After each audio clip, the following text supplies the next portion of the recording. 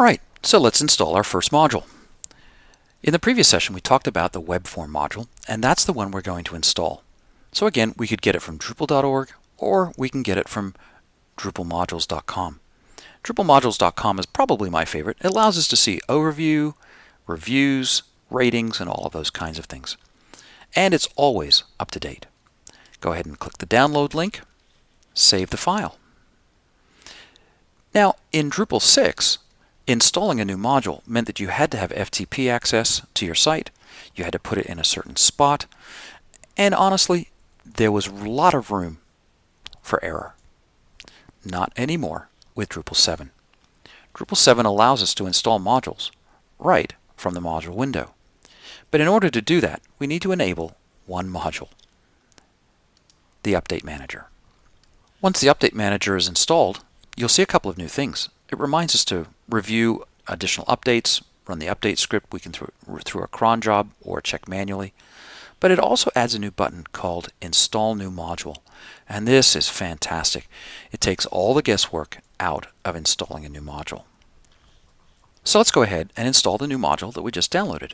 Click Install New Module. Two ways to do this. You can do it from a URL, or you can browse to the file that you just downloaded and click Install.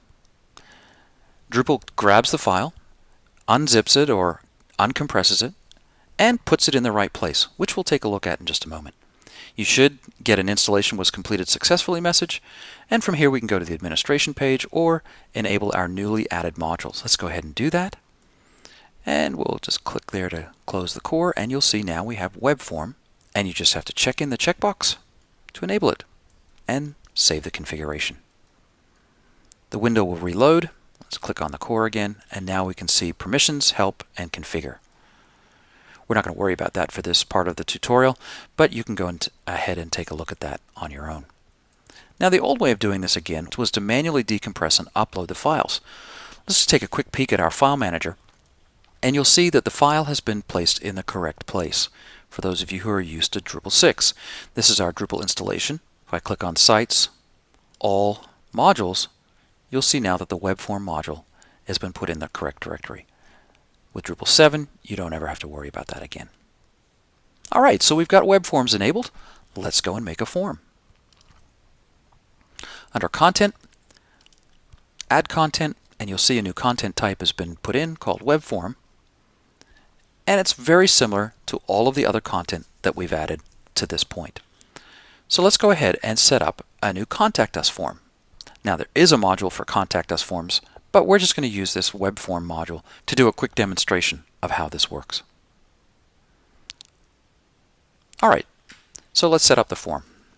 This is of course going to be a Contact Us form. Please use this form to contact us. We're going to provide a menu link called Contact Us. Makes sense, right?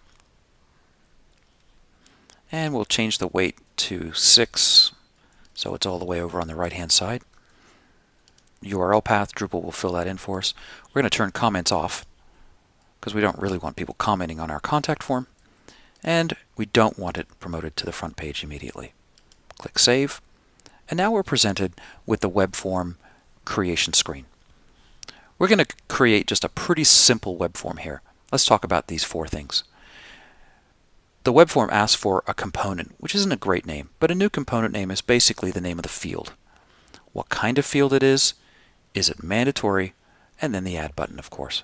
So the first field we need on a contact form is the name field. We'll leave it as a text field. Of course it's going to be mandatory, and we'll click Add. Now, as with every other Drupal field, we need to configure our field. We could put a default value in here, which would be kind of silly, but Webform gives us the ability to insert some Drupal parameters.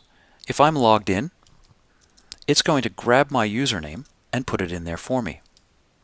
Now, username may not be the best thing, but for now, I just want to use it as an illustration.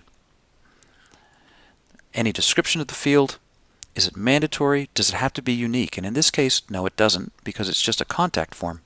And we'll give it a max length of 120 characters and a display width of 60. We don't need to add a label here. Again, this is kind of like the prefix in our other field types that we looked at earlier.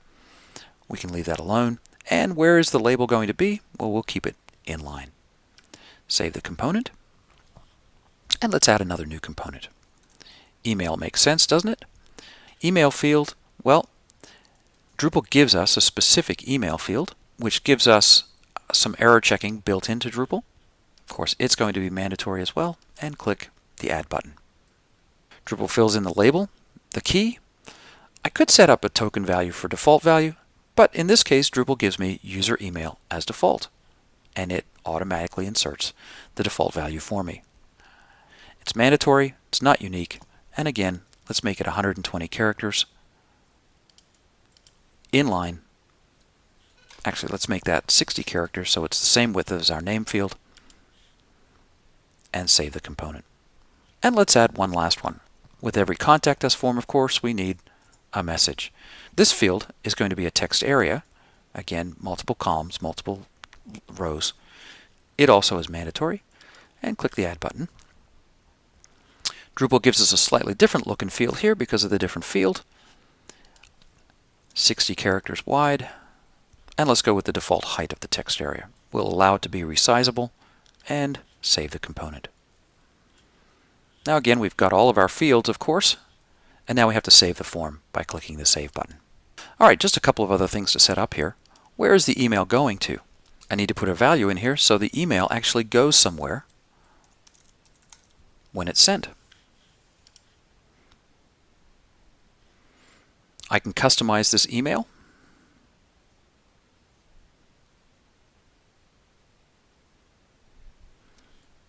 Set a default template for it. It was submitted on today's date by username.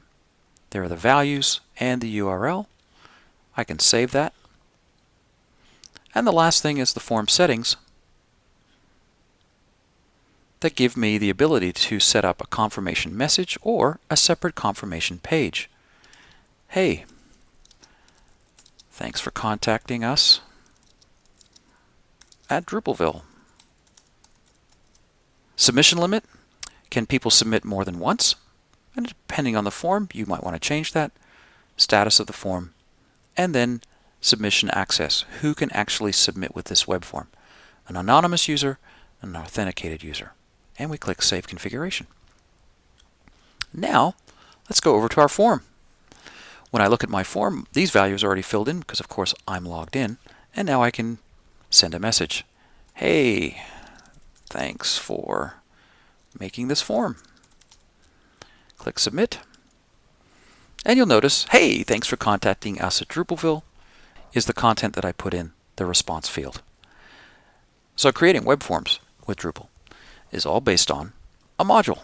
In the next session, we're going to look at how to add some social networking to our site.